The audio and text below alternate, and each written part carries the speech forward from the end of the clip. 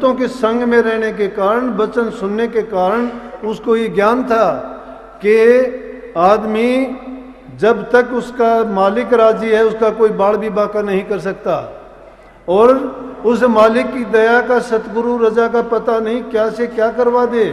इसीलिए शब्दों में भी गाते हैं ना कि गुरु मेहर करे तो कागों से हंस बना दे, कागों से कुर्डी छुटवा के मानसरोवर पर ले जाके गुरु मोती सच्चे चुगा दे, गुरु मेहर करे तो कागों से हंस बना दे।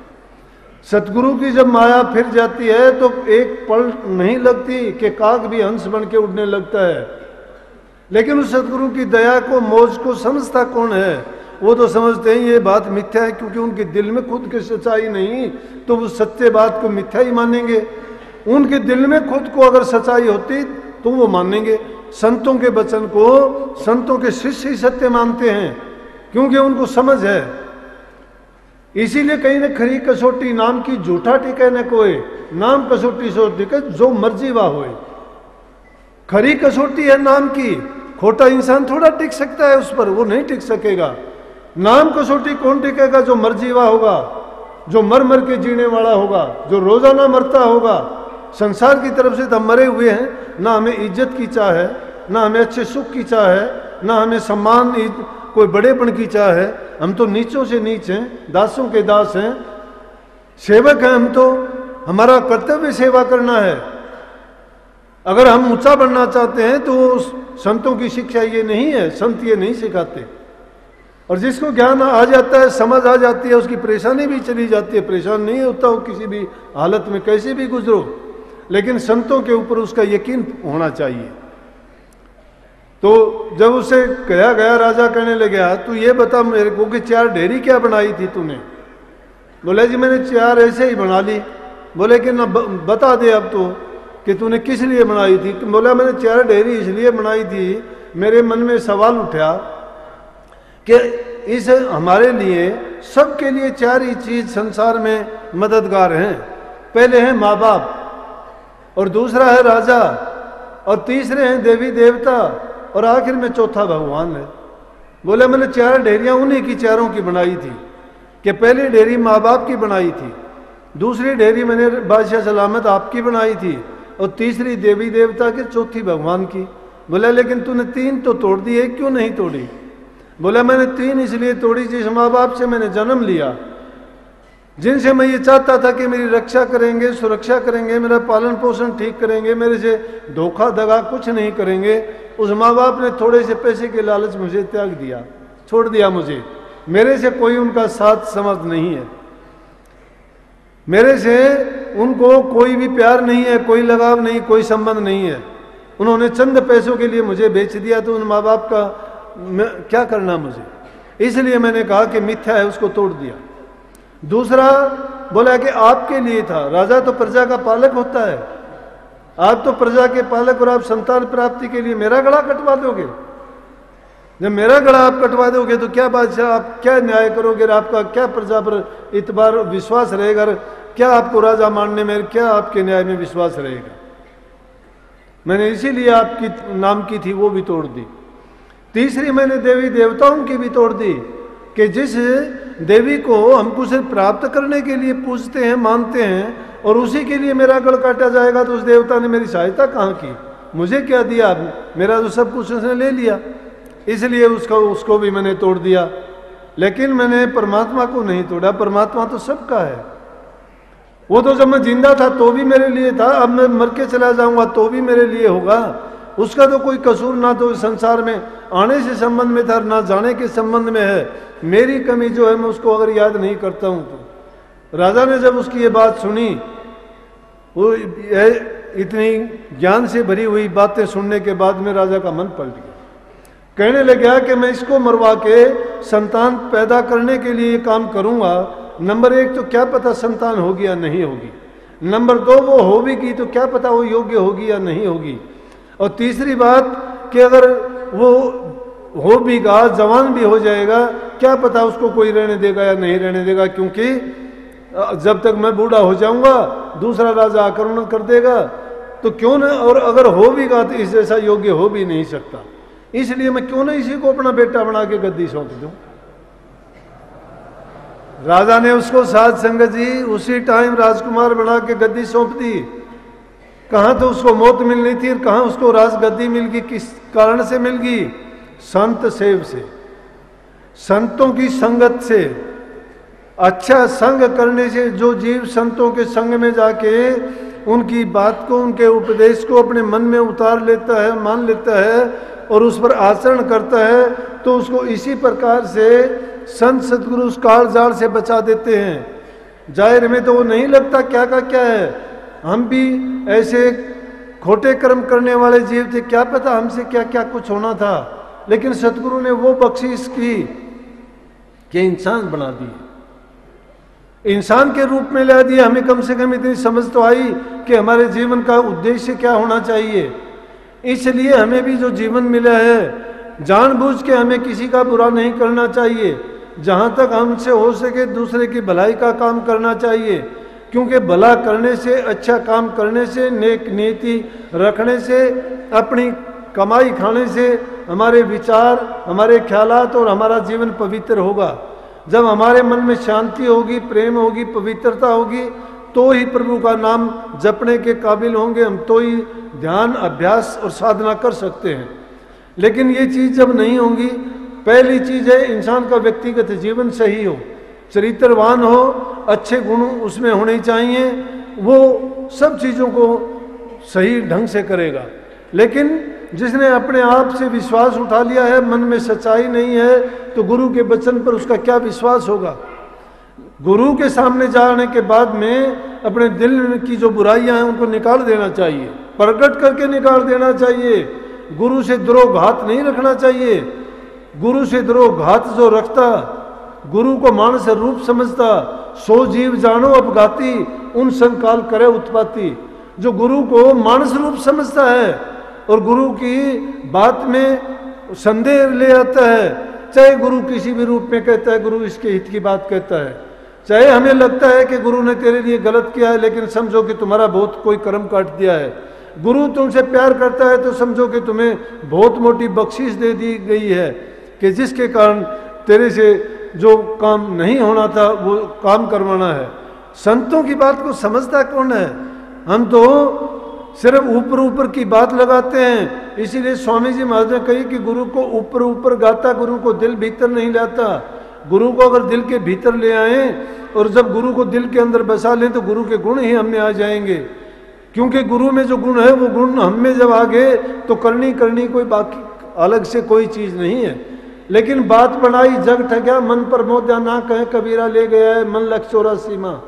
लेकिन हम तो बात तो बनाते हैं, जग ठगने के तरीके अलग निकाल लेते हैं, धोखाधड़ी के काम बहुत करते हैं, अपने आप को चालाक, चतुर, बुद्धिमान मान के उन कामों में अपना समय गंवा देते हैं। लेकिन ये नहीं सोचते कि जिस काम के लिए हम संसार में आए थे वो काम नहीं करते। व्यक्तिगत जीवन हमारा अच्छा होगा तो हमारा पारिवारिक जीवन भी सही होगा, बच्चों को अच्छे संस्कार दे पाएंगे। बच्चे हमारे घर में जैसा हम करेंगे वैसा अपने आप सीख जाएंगे। उनको पढ़ाने, बताने, सिखाने की बातें नहीं होती। इंसान पर संग का असर बहुत ज़्यादा पड़ता है। जिस प्रकार से चंदन के बाग में अगर फलास के पेड़ खड़े होंगे उनमें भी चंदन की खुशबू आ जाएगी। जिस प्रकार से गंधी बेचने वाला, इत्र बेचने वाला, सुगंधी के तेल बेचने वाला अगर वो अपने हाथों पर तेल की मालिश नहीं करता तो भी उसके अंदर तो उसकी इत्र की सुगंधी वैसे भी आ जाती है। इसीलिए भले नरन के संग से नीच ऊंच पद पाए, भले नरों के संग से तो नीचे से नीचा भी ऊंचा पद पाता है। जिस प्रकार से जैसे पपील पुष्प संग्रह इस चीज सड़ जाए, कीड़ी अगर फूल में जाके बैठ जाती है तो वो भी अच्छे का संग करने के कारण प्रभु के माले की गले की माला में जाके बैठ जाती है। थी छोटी सी, लेकिन अच्छों का संग करने से, भलों की संगत मिलने के कारण वो भी ऊंचा पद पा जाती है।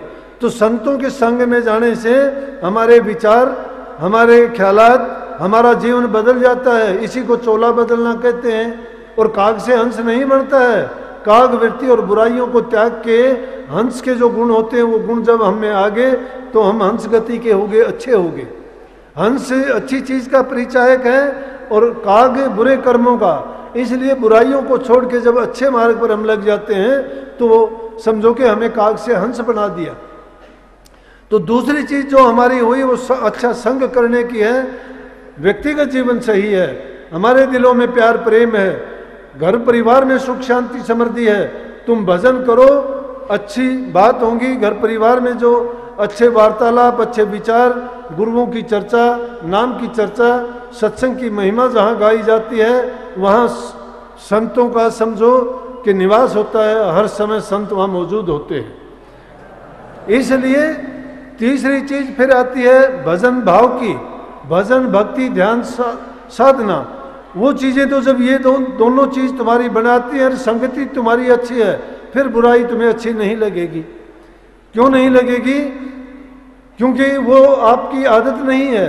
एक बार अगर तुमने अच्छी चीज ग्रहण करने की आदत डाल ली तो आप बुराई को कभी भी पसंद नहीं करोगे। और एक आदमी जब बुराई करने की आदत डाल लेता है वो कभी अच्छाई नहीं कर सकता। एक आदमी बुरा काम करता है, बुरा काम करते करते वो बुराई का स्वरूप हो जाता है, वो बुराई में बुराई नहीं देखता, बुराई रूप है वो। लेकिन अच्छा इंसान जब उसको देखता है तो उसको पता है कि ये बुरा, वो बुराई नहीं देखना चाहता, इसलिए उसको दृष्टि दोष नहीं लगता। दृष्टि में अगर तुमने बुराई का दोष लगा लिया तो कभी अच्छा नहीं देख पाओगे।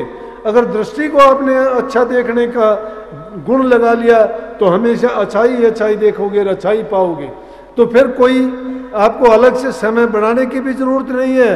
मैं कहता हूँ जहाँ बैठोगे वहीं ध्यान लग जाएगा, जो करोगे वही तुम्हारा सुमरण होगा, जो तुम खाओगे वही तुम्हारी पूजा होगी, जहाँ तुम जाओगे वही तुम्हारा परिक्रमा होगी। बल्कि कबीर साहब ने कही है ये उन्मणी अवस्था की बात है। ये तो आम जीवन में तभी आ सकती है कि जब हम अपनी आदतों को अच्छा कर लें। कबीर साहब कहते हैं कहूँ सो नाम, सुनूँ सो सुमरण, खाऊं पीऊँ सो पूजा, गिरे उजाड़ एक सम भाखूं भाव मिटाऊं दूजा। जहाँ जहाँ जाऊँ सोए परिक्रमा, जो करूँ सो सेवा, जो सोऊं सो करूँ दंडवत पूजूं और न देवा।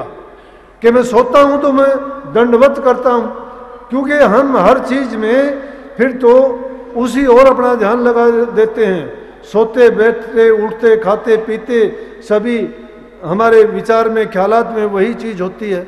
अब मैं बताऊं कि जब कभी रात में भी जिक्र आ जाता है, रात में भी जाग आती है, तो भी सत्संग करने की आदत है, तो अब भी कुछ के कुछ ख्यालात दिमाग में आने शुरू हो जाते हैं, क्योंकि सत्संग करने की आदत हो गई है। और जब सही में बताऊं कुछ दिन अगर ज़्यादा लंबा समय हो जाता है सत्संग नहीं कर पाता ना, तो मैं तो बीमारी हो जाता हूँ, मेरा दिल नहीं लगता। सही में अब ये सिवानी का सत्संग नहीं हो सका, मुझे बहुत पीड़ा हुई। 2-4 दिन तो मेरा किसी से बोलने को भी दिल नहीं किया, जिसको भी बोलता मैं ठीक ढंग से बात ही नहीं करता था। मैं खुद भी जानता था कि मैं क्या व्यवहार करता हूँ, लेकिन कई बार मैंने ये आजमाया है कि दुख होता है, तकलीफ होता है, मन में सोचता हूँ कि सत्संग का वक्त है, फिर ये ऐसा क्यों हुआ। लेकिन जब आके बैठता हूँ, सत्संग करता हूँ, सत्संग के बाद फौरन ठीक हो जाता हूँ। तो कोई कहता है कि आप चिंता कर लेते हो शायद।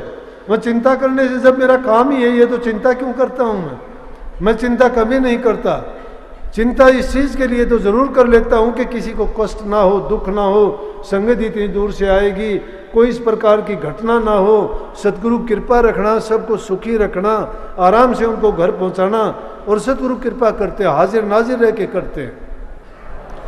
हमेशा मैं यही कामना करता हूँ कि सभी सुखी रहें, अच्छे रास्ते पर चलें, बुराई को छोड़ने।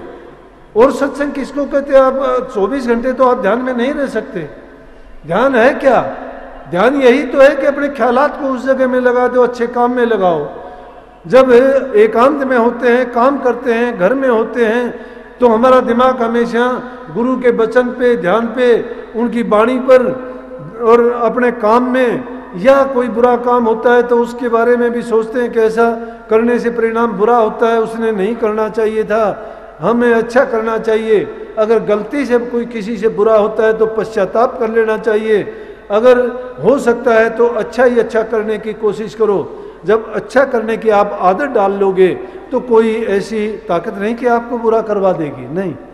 और ये नियम है प्रकृति का, जो इंसान जैसा करेगा वैसा उसको मिलेगा। भाई हर दिन नया होता है अपने लिए, हर दिन नया होता है, वो दिन आना ही नहीं है। आज जैसे मैं 68 का हो गया तो कल 68 साल एक दिन फालतू का हो जाऊंगा, परसों 2 दिन फालतू का हो जाऊंगा। मैं तो नए साल पे भी सत्संगियों को कहता हूं, क्यों आप 1 जनवरी को आके कहते हो कि जी आज नया साल है, नव वर्ष मुबारक हो। अगर परसों मिलोगे तो नव वर्ष हो जाएगा अपना, नए वर्ष में मिलेंगे, पिछले में तो जाएंगे नहीं। अब इसलिए जो हर दिन नया आता है, हर दिन एक संदेश लेके आता है, लेकिन उससे हमें सीखना क्या चाहिए?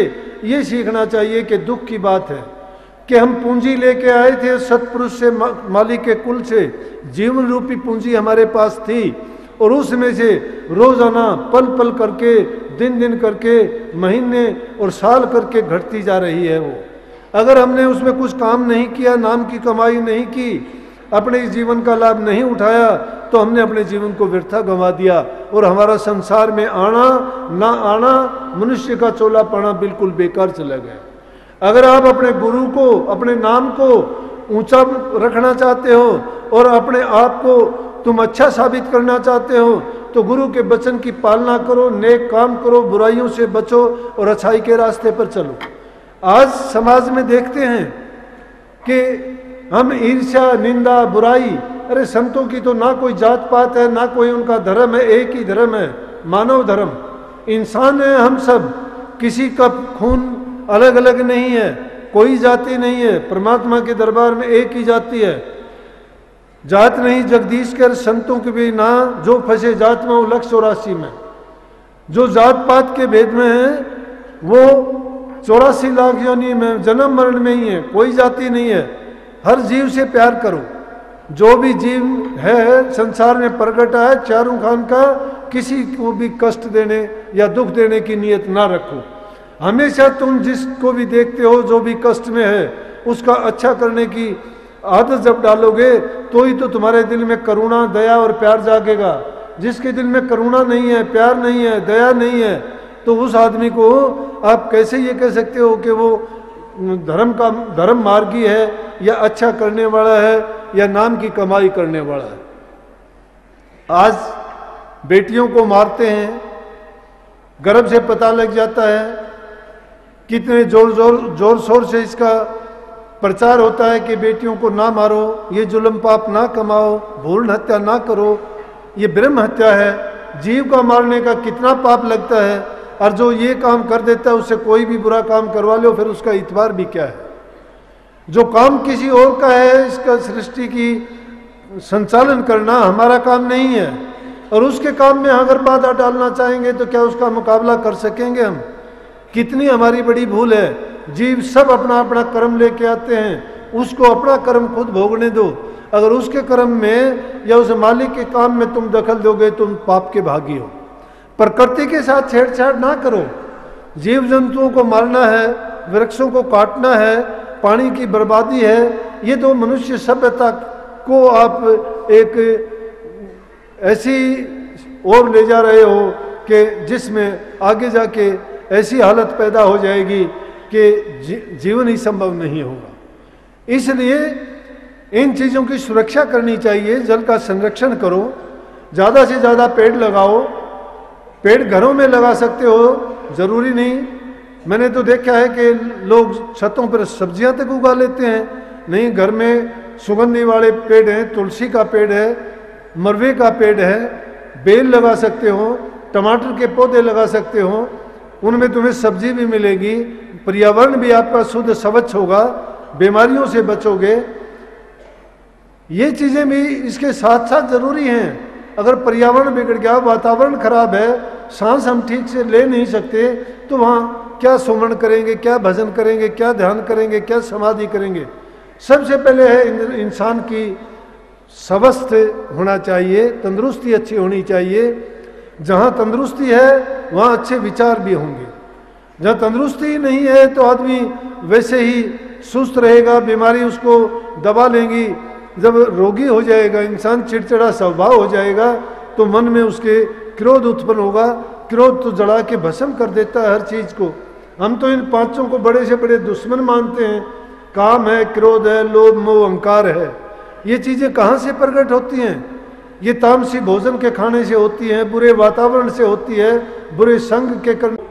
इसी प्रकार से जब अच्छा माहौल हमें नहीं मिलता है, उनके कारण ये सब चीज़ें बिगड़ती चली जाती हैं। बाहर की चीज़ें हमारे शरीर पर बहुत असर डालती हैं। जिस प्रकार सर्दी गर्मी का असर होता है, उन चीज़ों का भी अनजाने में हमारे ऊपर असर आता जाता है। काजल की कोठरी में कितना भी चतुर छाना जाता है, कितना बचाव करो, कोई ना कोई दाग उसको लग जाता है। इसी प्रकार से इस रोग भरे संसार में बड़ा सोच समझ के चलना है। दुख ही दुख है यहाँ। इन दुखों से बचने के लिए कोशिश हमें यह करनी चाहिए कि एक एक जीव को भी हम ये संकल्प लें कि बुराई के रास्ते से हटा के अच्छाई के रास्ते पे लगाएंगे। तो उसका भला नहीं करते आप, खुद का भला भी नहीं करते। आप ऐसा नेक काम करते हो कि क्या पता आपने कितनी ज़्यादा बुराइयों से निकाल के एक ऐसा नेक काम किया है जिसका परिणाम आगे जाके बहुत बड़ा होगा। हम नहीं जानते हैं कि जो भ्रूण हत्या हम करते हैं उस गर्भ से कितना अच्छा जीव पैदा होगा और वो संसार को क्या रास्ता दिखाएगा और कितने अच्छे काम करेगा। लेकिन उसको पैदा होने से ही पहले अगर हम ख़त्म कर देते हैं तो हमारे से बुरा और कोई हो भी नहीं सकता। माताओं, बहनों, भाइयों, यूं तो सुनने के लिए कितना भी बोलते जाओ, सुनते जाओ, लेकिन जब तक किसी चीज़ को अमली जामा नहीं पहनाओगे, जब तक उन चीज़ों को अपनाओ नहीं गे, एक दिन में नहीं अपनाई जाएंगी, धीरे धीरे करके अपनाई जाएंगी। लेकिन संकल्प अगर आपका सही होगा, सही रास्ता पकड़ जाओगे, तो ये ना सोचो, मैं कहता हूं इसी जीवन में अभी सब कुछ पालोगे, सब कुछ देख लोगे। संकल्प जिस इंसान का पक्का है वो अपनी मंजिल पे पहुंच जाता है। संतों ने सीधी बात कही, जीवत समझो, जीवत बुझो, जीवत मुक्ति निवासा, मुए मुक्ति बुतावे गुरुआ झूठा जे विश्वासा। कि इसी जीवन में जीते जी समझो बात को, अभी करो जो करना है वो करो और अभी वो मुक्ति का पद पालो। मरने के बाद में अगर तुम्हें कोई कहता है कि तुम्हें कोई गुरु लेने आएगा, कोई पीर लेने आएगा, धोखा है, झूठ है। करनी तुम्हें ही करनी पड़ेगी। गुरु तुम्हें जो रास्ता बताता है उस मार्ग पर चलो। जब मार्ग पर चल पड़ोगे मंजिल अवश्य मिलेगी। लेकिन जो चलते ही नहीं हैं और नाम लेते हैं मंजिल का, एक ही जगह पर बैठे हुए हैं, कहते हैं हिम्मत नहीं है, दुर्बलता निर्बलता है, साहस नहीं बटोर पाते, गुरु की ताकत उनके लिए कभी काम नहीं करती। ये दुर्बल आदमियों का सहारा है। जो करेगा देव करेगा, जो करेगा गुरु करेगा। गुरु जो करता है गुरु ने कर दिया। गुरु ने आपको नाम की दीक्षा दी। गुरु उपदेश के द्वारा तुम्हारी चेतावनी करता, पालन पोषण करता है वो।